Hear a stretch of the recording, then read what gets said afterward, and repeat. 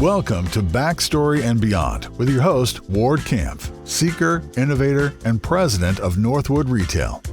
As Ward travels the country, he'll share the industry insights he's gained over a 3 decades-long retail career, introduce you to trailblazing business leaders and disruptive founders, and uncover the real deal about some of the greatest cities in the world.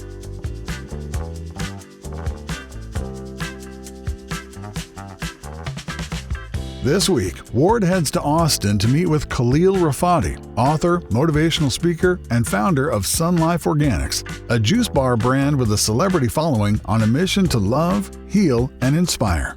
They'll dive into Khalil's journey from addiction to entrepreneurship, the power of a single act of kindness, and how far Khalil will go to source the perfect ingredient.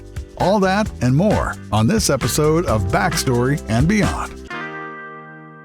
I'm in Austin, Texas today with the OG of smoothies, founder of SunLife Organics, author of the book I Forgot to Die, Khalil Rafati. Thank you for joining us today. Of course, yeah, my pleasure. You're an author, you're a motivational speaker, but you're known for your smoothies. You now have 18 locations from the West Coast all the way down to Miami. I'll never forget the first time I was in your store. It was about 2013. Mm-hmm. SunLife opened, I believe, at Point Doom in 2011. Yeah. And I'll never forget I was in there. I saw some guys in a wetsuit. And the guy that turned around had the most piercing eyes of any human being I'd ever seen in my life. And somebody bumped me and goes, "You know who that is?" It took me a minute, and it was Kelly Slater. Oh, yeah. And I said, if Kelly is putting SunLife Organics smoothies in his body, I mean, he is the Michael Jordan of surfing. Yeah. I'm like, this is the real deal. Yeah. So you've grown, from Malibu to Austin. You now live in Austin. Let's just kind of walk back to the backstory of SunLife and kind of the beginning. In 2002, I was suffering the high cost of low living and addicted to heroin, addicted to crack, homeless, out of my mind, acute psychosis. I was 109 pounds with open sores on my face. I started putting stuff in my body, and then all of a sudden I no longer felt like a worthless piece of shit. And the more of that poison that I put in my body, the more I felt like a king. But what I didn't realize is eventually it was going to take my soul without my consent. By the grace of God, 2003, I raised my hand, I surrendered, I joined the winning team. I contacted a guy named Bob Forrest, and he put me into treatment. Well, a charity called Musicians Assistance Program put me into treatment, and then they put me into a halfway house. And so I went from being penniless and broke, and then working a bunch of menial jobs, cleaning people's apartments, washing cars, washing dogs, walking dogs, running errands, and working in rehabs. I mean, I remember very specifically being 33 years old, 34 years old, and just thinking like, wow, man, I don't have any talent. I don't have any skills. I'm not Kelly Slater. I was terrible at sports. I was terrible at school. I was terrible at everything. I'm a convicted felon. I'm a high school dropout. What am I going to do? I thought I was like at midlife at 34 or 35 years old. And I just started building this unorthodox relationship with my higher power, which I choose to call God. I would go into the canyon. I would go hike every morning, 7 days a week, rain or shine. I would go into a walking gratitude list and say, God, thank you for the roof over my head. Thank you for the clean water that I get to bathe in. Developing and maintaining an attitude of gratitude. There was some sort of paradigm shift, or something happened where I opened myself up to receive. And when that switch flipped, it just seems like there's no limit to what someone can do when they clean themselves up, they clean the vessel up, they humble themselves, and they ask our Creator for some guidance and for some help. And I'm a dreamer.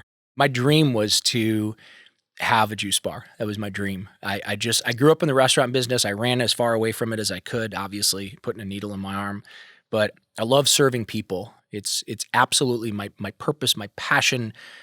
I feel like it's one of the reasons why I'm here on this earth.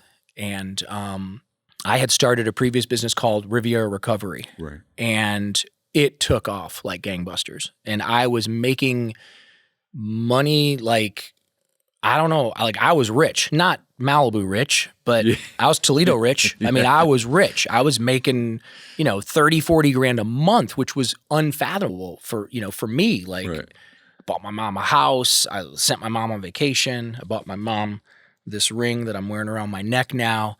I took care of my mom. That was my first objective. And then I started putting some money away, but I was miserable. I was way too codependent for that business. If somebody succeeded at Riviera Recovery, I was pounding my chest and peacocking and feeling great. But if somebody but if somebody relapsed or somebody, fell off the wagon, I would be devastated as if I had anything to do with either scenario. Right. But I'm so codependent that I just wasn't cut out for that business. So SunLife Organics was started as a passion project, and all I wanted was like a little tiny 1,000 square foot juice bar that I could go to every day and never question the integrity of the ingredients. Because back then there was Air One, which was a 45-minute drive from me without traffic. And then there was Real Raw Live, I think on Hollywood or Franklin Boulevard rather. And those were the only two places that you knew for sure it was all organic. But I thought, God, I live in this affluent town, Malibu, California, all these movie stars and billionaires, and you can't get an organic smoothie. I'm going to start a little smoothie shop, and I'm going to make it the best of the best. And the truth is, a lot of the motivation behind it certainly was altruistic, but a lot of the motivation behind it was insecurity, desperation, wanting to fit in, wanting to be seen, wanting to be recognized, wanting to desperately be a part of a community. Because to go from being a junkie and a loser and a lowlife and a drug dealer and a convicted felon and a high school dropout, I just never felt like I ever fit in. So I wanted a place that I could have where I could just become part of society. And that was the goal. It's never really changed. The motivation is always to be the best of the best of the best. And maybe 10% of our focus over the last 13 years has been on profitability. 90% has been on culture, has been on ethos, brand messaging, community, real, true community. And you can feel it and you can smell it and you can taste it when you walk in. That's the secret sauce, is the intention behind the brand.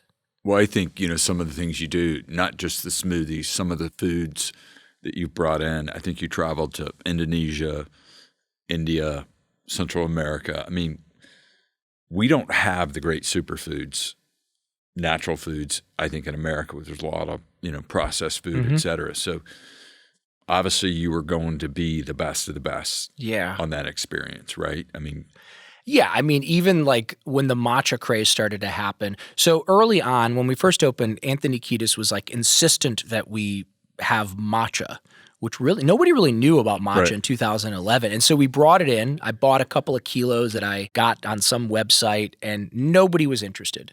I made a matcha smoothie. I made a matcha latte. Nobody was interested. We ended up phasing it off of the menu. Anthony was pissed, but whatever. And then when the matcha craze took off about 4 or 5 years later, when I was in New York, I grabbed some of my main crew and I flew them out to New York, and I showed them Matcha Bar, and I showed them the line out the door at Cha-Cha Matcha. And I said, guys, this is going to be huge. We need to do this, but we need to do it to the next level. Like, there's grocery store sushi, there's neighborhood sushi, but then there's Nobu and Matsuhisa. Right. How do we do that? And they're like, we have to find the best matcha, and then, we'll come up with the recipe. And I said, got it. I'm going to go to Japan and I'm going to find the best matcha. And it took 2 trips. And it ultimately ended up being in Kagoshima, Japan. And I found this mythical matcha, but I had to win over the tea master. There's an actual tea master. And this region was all ruled by samurai. So when you watch that movie with Tom Cruise, The Last Samurai, that's where their matcha comes from, Kagoshima. I actually went to the Last Samurai's temple. And I won over the tea master. He allowed me to import it to the United States. And we now sell it as a product. We sell it online on Amazon and we serve it. But we found the best matcha in the world, true to form, to who we are. It never ends. The desire to be the best, to find the best. I've heard Cindy Crawford sometimes will drink the $1 Million Baby. Yes. before a shoot. She claims that she won't do a photo shoot unless she can have $1 million smoothie beforehand. I very much appreciate her mentioning that. We have a plethora of celebrity type followers, Bella Hadid, or I'll never forget. It was one of the coolest text messages I ever got. I don't even know how he got my phone number, but I remember Owen Wilson texted me. This is like 2012, 2013. He said, "Hey, it's Owen. Thank you so much for creating SunLife." That was it. Never texted him after that. He never texted me again. I mean, we had a few conversations here and there over the years, and realizing that this is a human being that's trying to do the best that they can in the day that they're in. And to know that I've created a place for him to come and feel good. Wow. Literally 3 times a day. He lived on Point Doom. He lived right down the street from Rick Rubin, and who also would come in every single day and had no problem hurting my feelings and telling me to change this and to do this and to do that. Rick is a producer. He's going to produce you whether you like it or not.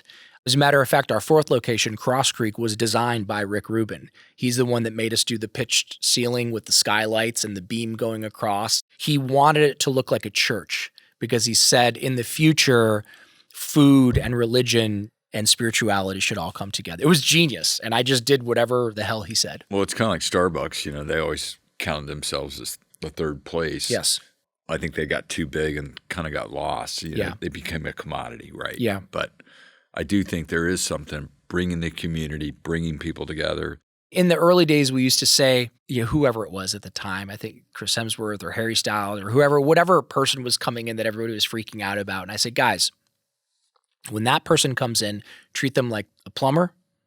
And when the plumber comes in, treat them like they're a rock star. That was how we began to create the culture in SunLife Organics. So everybody feels welcome there. Yeah. We have a lot of billionaires are very attracted to the brand. In fact, John Paul DeJoria that started Paul Mitchell Hair Care and Patron, he wanted me to open here in Austin. And I was just like, yeah, it's not going to happen. And he's like, come on, I need to get my smoothie. And I'm like, JP, I don't have that kind of money. We've never raised money before. We're growing this slowly, mom and pop, juice bar. And he goes, I'll give you $1 million.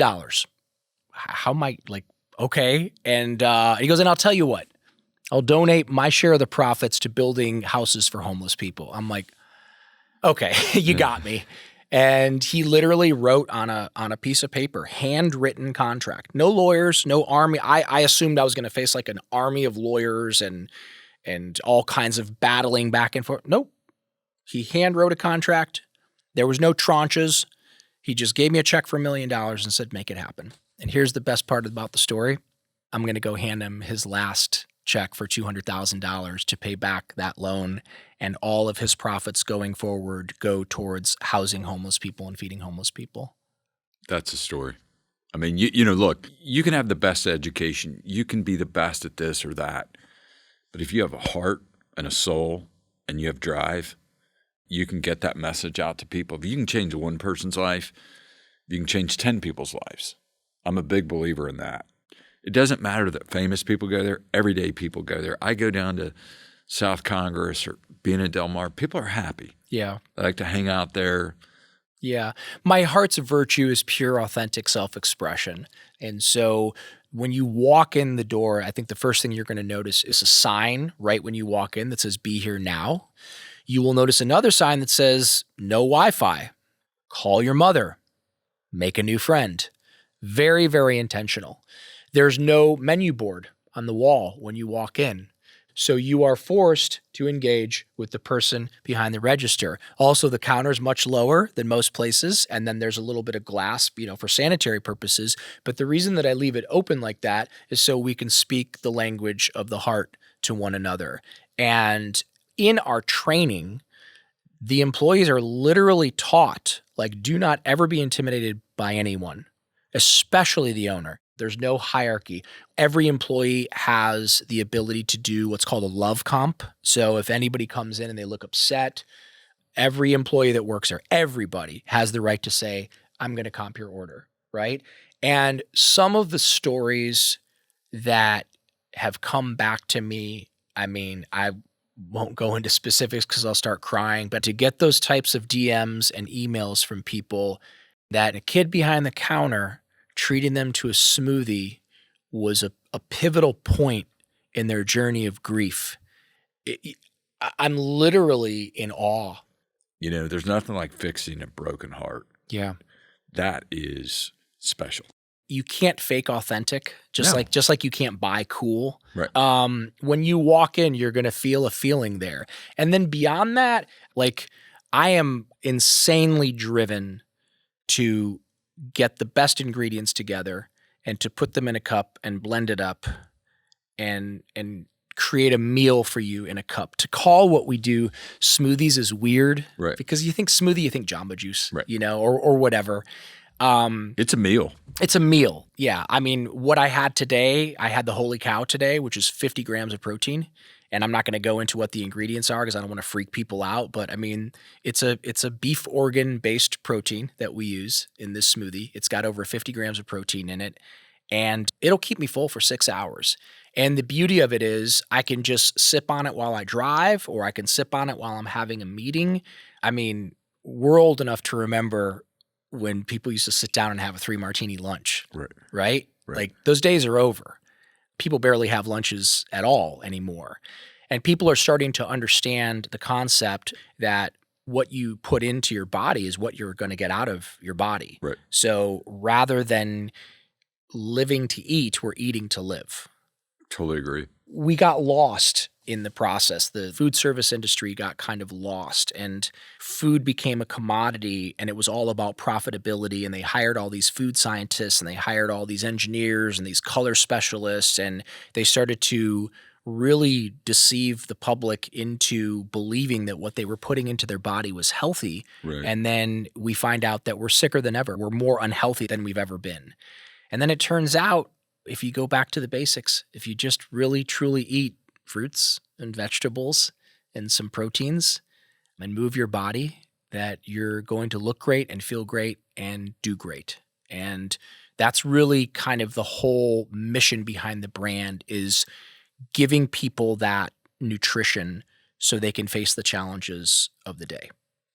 Basically, it's heal, inspire. Yeah, love, heal, and inspire. I love it. In Austin, it sounds like you go down there and just talk to people every day, 7 days a week. You want to know what the sales are, and you're also a customer, which helps every day.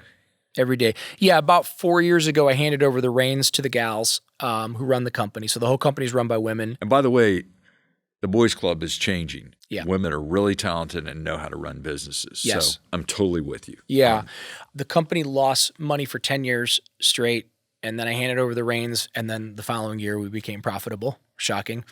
It allowed me then to start getting creative and start creating different products and seeking out other products to sell on the retail shelves. So always looking for amazing products to bring into the store. I've even gotten into the space of like investing in some of these products that I'm like super obsessed with. Like, really? Like masa chips are amazing. Those are the corn chips that are cooked in beef tallow. There's only 3 ingredients. They're the best chips on the planet. I eat a half a bag every night. I stalked the owners and like made them some crazy offer. Like, I'll put them in all of my stores and I want to invest. I want to be part of your team or whatever. And they went for it. I got into that beef protein that I was talking about earlier that has all the different organs in it.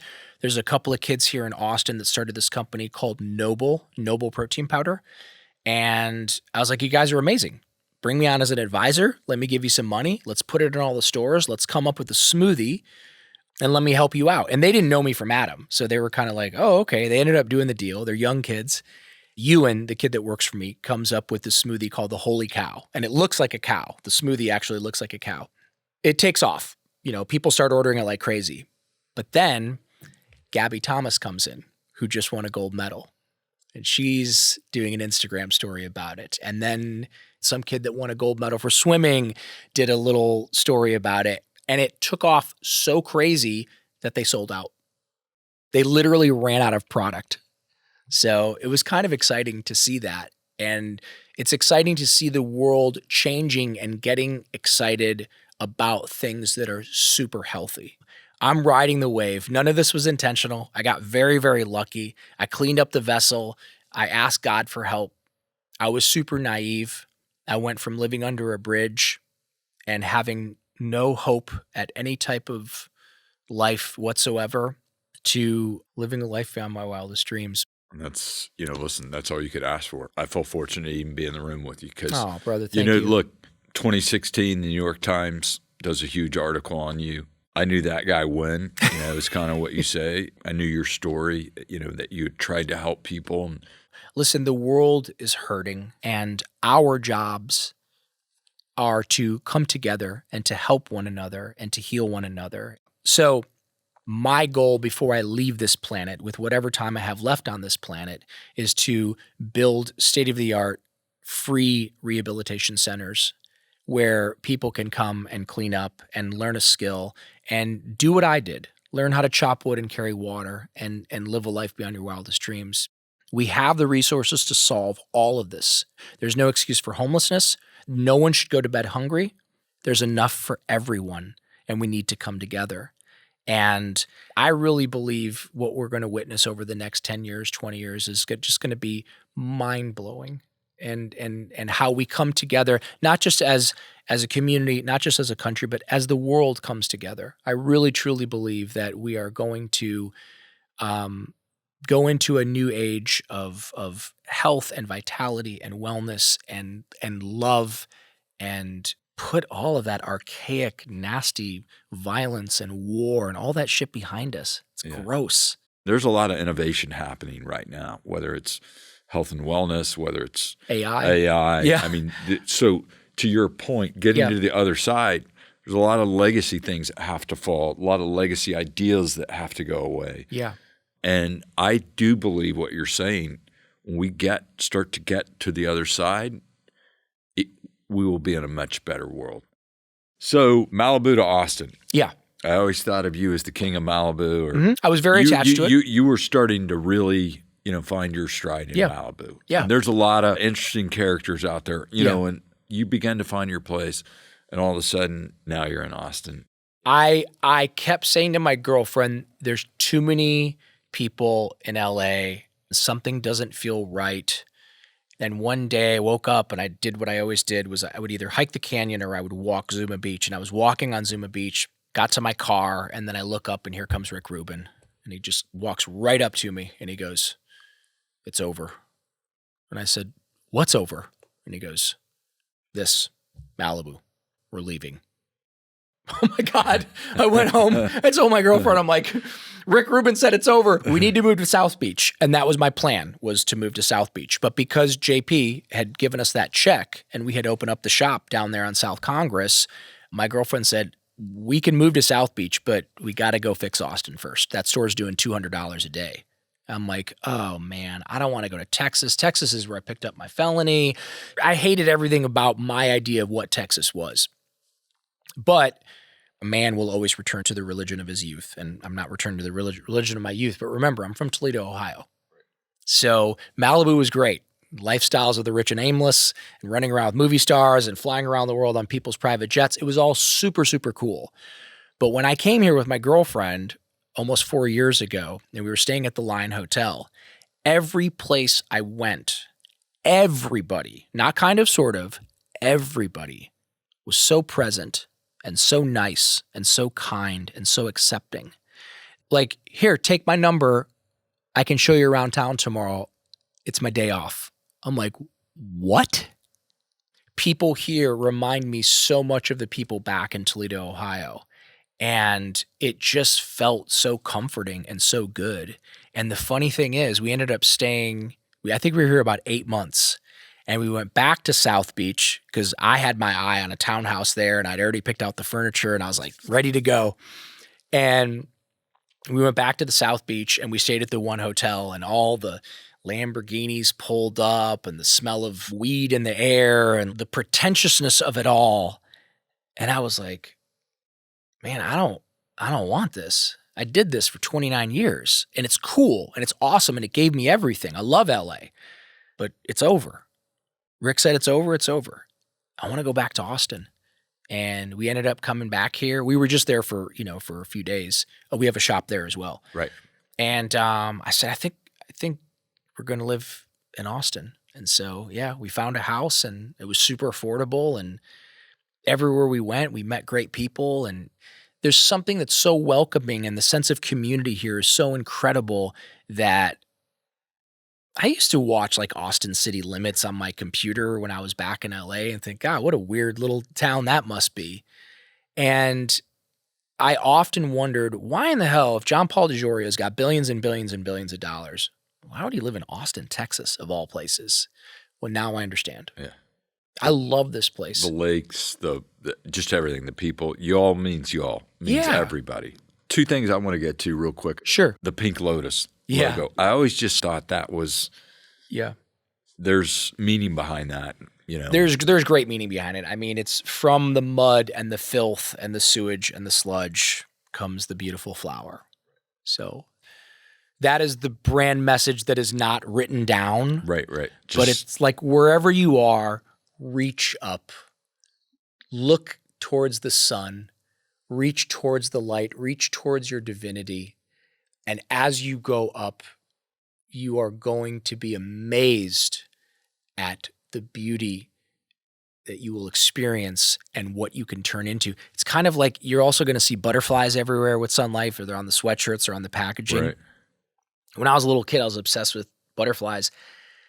It's the same thing as being like that caterpillar. You're kind of like a slug. You're gross. You're crawling around on your belly and you're ugly and you're looking at these beautiful butterflies flying around and you're going, God, man, can you imagine?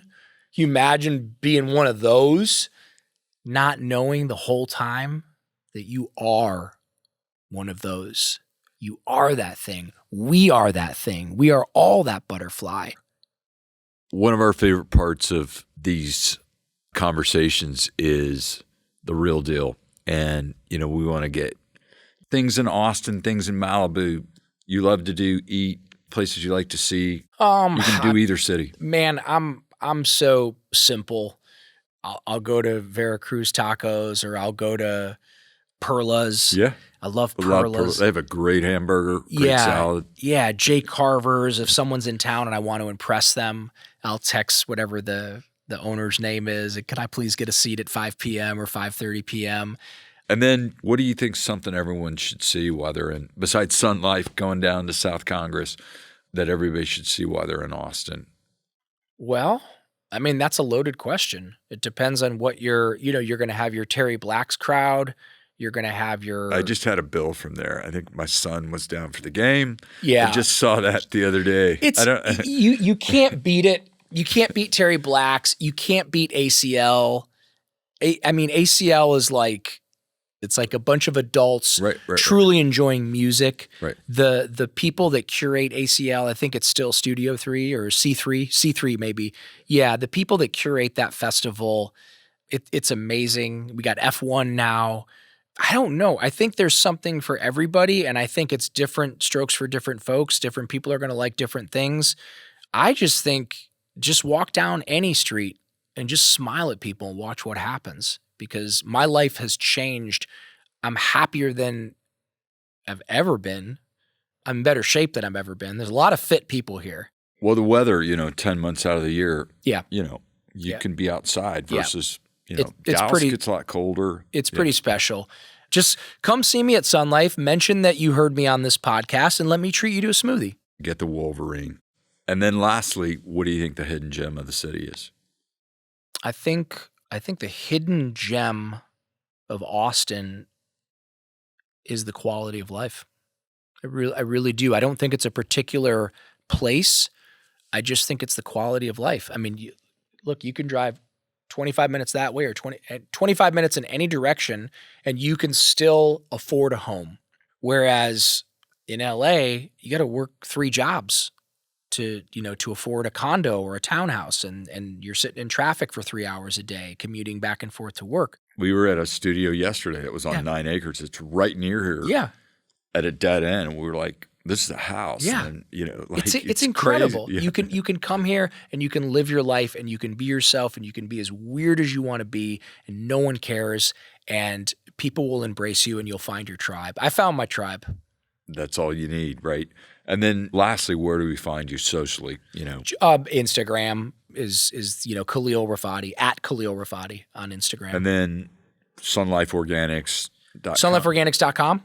Yep. I use the app all the time. Yeah. It's ready on time. We're all over the place, and we're opening about 6 or 7 more. We're still privately. We've never taken on institutional funding. Landlords just want us in their centers, so we bring people in, and then the other tenants can thrive. 100%. And that I think with 6 more open, you'd be at 24, 25. Yeah. How big do you want to be? Or just organically I'm going to keep build growing? SunLife Organics into a global juggernaut. So you want to go international too? Of course. It's a product that can go there. I appreciate that. I want to thank you, Khalil, for the time today. Of course. It's been great to reconnect. Thank you. I'm glad you're in Texas. Yeah, me too. And I'm glad that your life has turned out the way it is. It is a wonderful story. Thank you. Absolutely. This has been Backstory and Beyond, hosted by Ward Kampf. To learn more about Northwood Retail or the destinations from today's episode, visit backstorybeyond.com.